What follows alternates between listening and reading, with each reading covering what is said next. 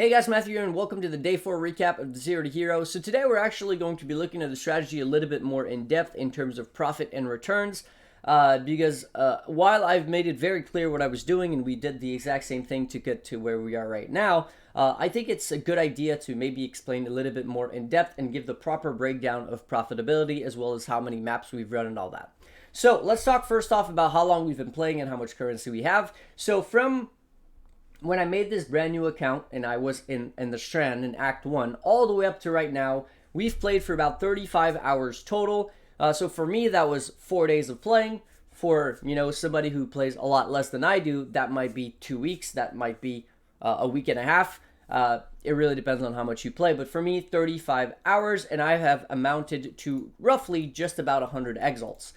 So pretty much a round number. So this should be enough for just about to buy our Headhunter, but unfortunately that is not all liquid currency. Most of it is, as you can see, I have 81 Exalt in liquid, as well as 700 Chaos, and we have 4 Maven Writs and 3 Shaper sets. Now, once everything is sold there and the Chaos is converted to Exalts, that means that's roughly 90 Exalts, but that's not quite enough for a Headhunter, and because we're gaining Headhunter, we have to also go through some more maps. So I have another 15 sets of Shaper Guardian maps, and once I've done all of that, I should be at about 10 Maven's Writs and 20 Shaper sets and all that, and once that is all sold, we should have enough to buy the Headhunter. Then we'll probably need to be doing a little bit more in order to afford the early starting gear for Magic Find character, and that's going to be what's going to be happening in the next episode anyways. But today, what I want to focus on is the breakdown and the actual, step-by-step strategy. So as I've already mentioned, it's all about Remnants of the Past and getting Guardian's Aid, so you can get 1.5 fragment per map instead of 1 fragment per map. This is basically increasing the value of every single map that you complete.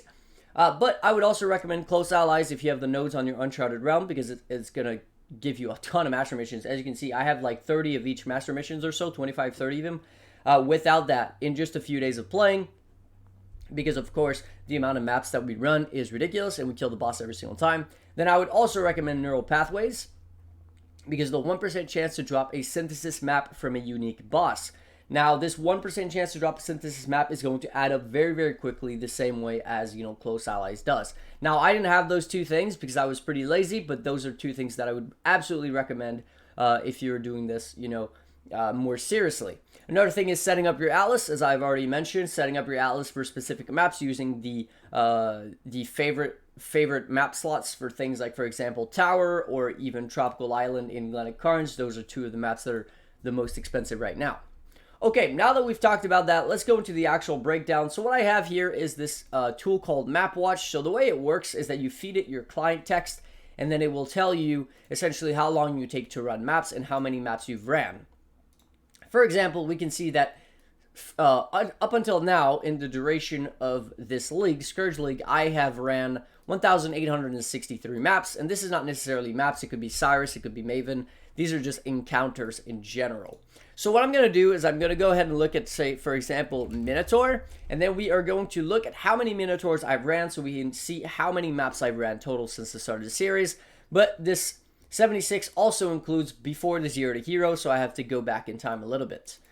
So the Zero to Hero started on the 16th, so as you can see, this would be the first map. So 1, 2, 3, 4, and 5 maps. 5 of these 76 maps are not as part of the Zero to Hero. So what I'm going to do is I'm going to bring out a notepad and we are going to do some math.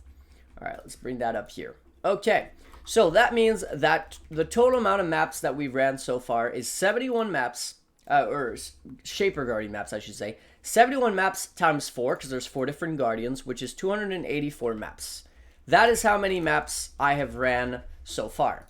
If I divide that by 4, because I'm doing an invitation every 4 maps, that means that I ran 71 invitations. Now, let's talk about invitations real quick. The way that I roll my invitation is that I make sure that I have at least 70 quantity or above, because this is going to give me 5 Crescent Splinters every single time. Sometimes 4, but very rarely, but also sometimes 6 when I run a super juiced one, like 100% quant.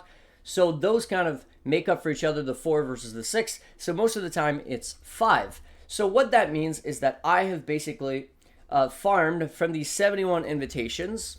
I have basically farmed half of that in Maven's Writs, and Maven Ritz go for 0.9 Exalt in bulk. So I have farmed roughly 32x for Maven's Ritz, right?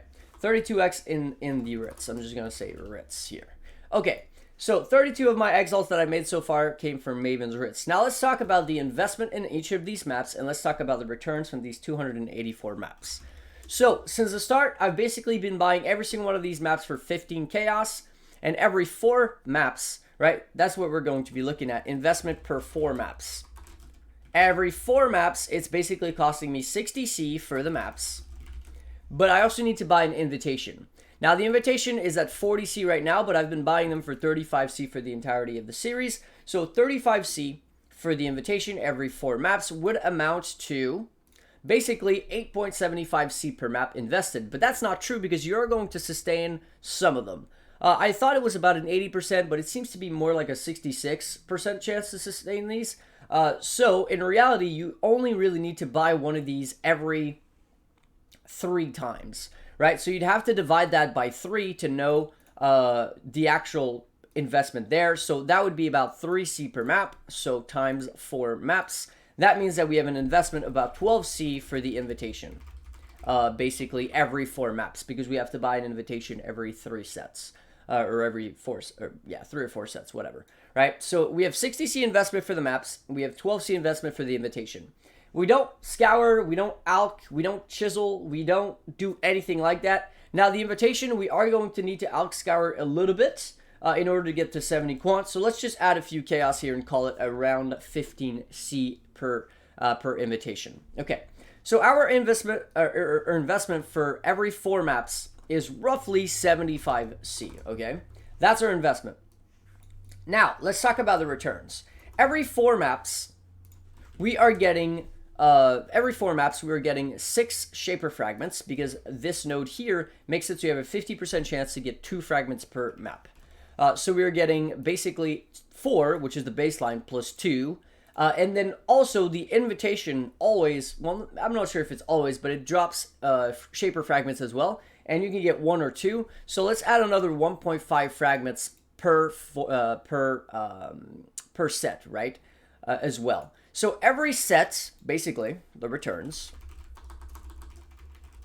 every single set of 4 maps, we are getting 7.5 Shaper Fragments, which is nearly 2 Shaper sets, actually.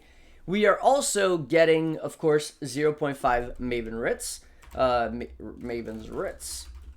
We are also getting Watchstones and, of course, bases. Now, let's say that Watchstones, most of them are cheap. Most of them you end up vendoring and you don't make any currency on them whatsoever. But you also get Orb of Unmakings. You will get about 1.5 Orb of Unmaking. So the 0.5 Maven's Ritz, right? Let's start off with that. 0.5 Maven's Ritz times 0.9, because it's times 0.9 Exalt, times 145C. That means that we are making roughly 65C, 65.25C for Maven's Ritz. And 7.5 Shaper Fragments goes for about 14.5C each in bulk when you sell 5 sets for 2x. That is roughly 109C in Shaper Frags.